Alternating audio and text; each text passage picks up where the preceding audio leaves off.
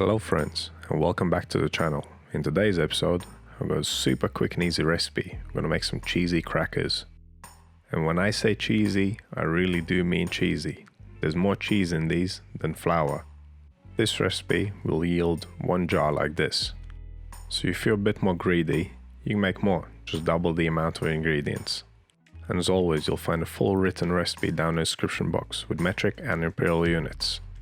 So no matter where you're from, you should be able to follow it. Now let's get on with it. See what equipment we need. We'll need a tray with some non-stick paper, a bowl, scales, a dough scraper, a rolling pin, and some cling film.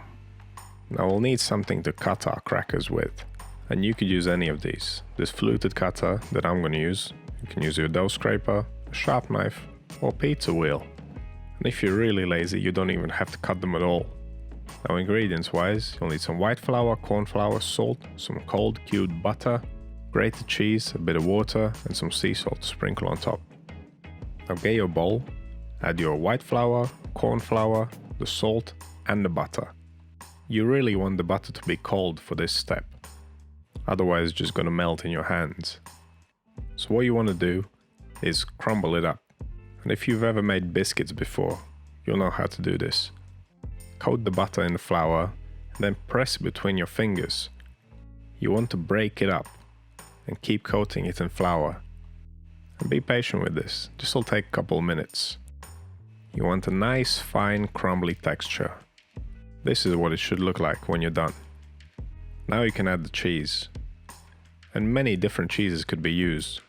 This is red Leicestershire. I'm using it because it has a nice color. And it's also got plenty of flavor.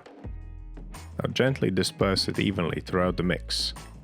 And once it's all mixed up, press it together in one cohesive piece. And you really want to mix it well before pressing it together. Otherwise you'll end up with cheese on one side and flour on the other. You don't want that. And we're not really kneading this dough. We just want to make sure everything's nicely combined. Now this mix is quite good, but still a little bit crumbly as you can see. Now we can add the water to really bring it together. And all you want to do is squeeze it in. This will make it a little bit more elastic. And it will be easier to roll out. It's not going to break up as much. Now get your dough ball out on the table and shape it into a flat square. The scraper is a good tool for this. But if you don't have one of those, just use something else that is flat. Now this is the kind of shape that you want. I'm going to wrap this up in cling film and leave it in the fridge to set. Because at this point it's still too soft. You want to cool it down completely before rolling it out. If you want, you can make this whole day ahead of time, but 1 hour of chilling is the least you should do. Now whilst that's chilling out, I'm going to preheat my oven 160 degrees Celsius, which is 320 Fahrenheit, with a fan on. So it's been 1 hour, and this is completely set. It's like a little brick, but that's what you want. Now grab some flour and a rolling pin. We start rolling it out. You don't need too much flour, this dough is not very sticky at all. Roll it gradually, you don't want to press too hard. If you press it too hard, it may start breaking up. Just take your time, roll one side, turn it, roll again. You want it to be around 3 millimeters thick, which is 1/10 of an inch. Now grab your cutting tool of choice and start making your crackers. Now a pizza wheel or pastry wheel would make this job very simple. But I wanted a nice funky edge on my crackers, that's why I'm using this cutter. Now square up the dough, but keep the scraps because you can re-roll them and make more crackers. And now the size is up to you. I'm gonna make them in about 2.5 centimeter squares, just around 1 inch. As I said, you could be really lazy and just bake the whole sheet and just snap it off later on as you eat it. I'm not here to judge your munchies, alright?